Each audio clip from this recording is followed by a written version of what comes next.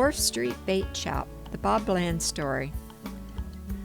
This unconventionally unique store was a virtual paradise for anyone interested in dropping a line, chasing a puck, catching a ball, or playing any other sport. Live bait and tackle was the most significant aspect of the business. You could find hockey and ball equipment, bicycles, golf clubs, guns and hunting gear, canoes, outboard motors, trailers, and other accessories.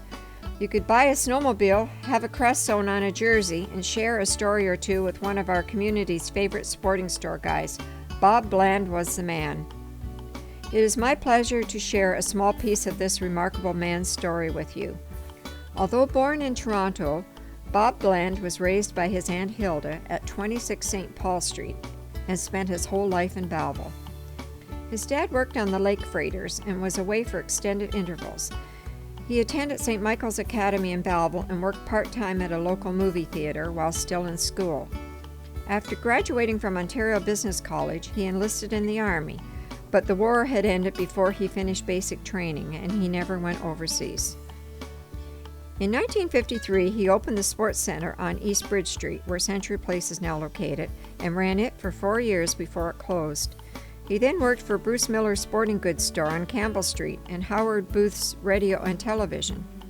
There he ran the sporting goods section and sold bait and tackle on his own. Around 1960, he opened a business in the basement of Jack Goyer Marina at 64 South Front. He later purchased a former boathouse at 46 South Front Street that became the home of Bob's Bait and Tackle. Although it was far from fancy and the ceiling leaked, local sportsmen felt right at home and could pull up in their boats right on the harbor. Bob's children, Sandy, Nancy, Kathy, Teresa, and David, all worked at the store, along with Harry Hall, Bill Clapp, Judd Seamark, John Smith, Ron Lucas, and various seasonal help. A hole in the building floor was used for dumping dead minnows and worms into the bay. One night, a thief swam into the hole and surfaced inside the store, but was quickly nabbed by the local police. When not working, Bob's favorite pastimes were fishing, hockey, and duck hunting. He combined his love of sports and the outdoors by writing a column for several years in the Intelligencer called Outdoors Tips and Tricks. Bob sponsored numerous ball and hockey teams, coached girls baseball, and organized the Gas House Hockey League. His daughter Nancy recalls his love of children and how he helped kids purchase bait or tackle.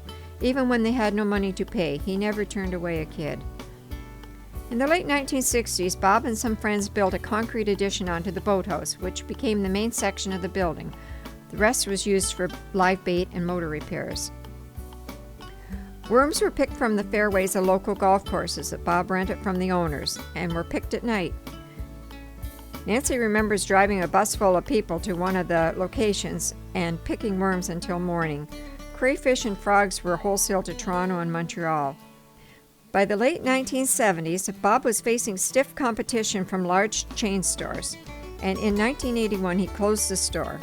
He then worked for a bait and tackle shop on East Dundas Street and eventually took over the business, but his failing health forced him to quit. He passed away suddenly as a result of a heart attack on January 8, 1984. Bob Blaind and his quirky bait and tackle business, his jokes, his sense of humor, and kindness towards our community will remain etched in the minds of local sports and fishing enthusiasts for years to come.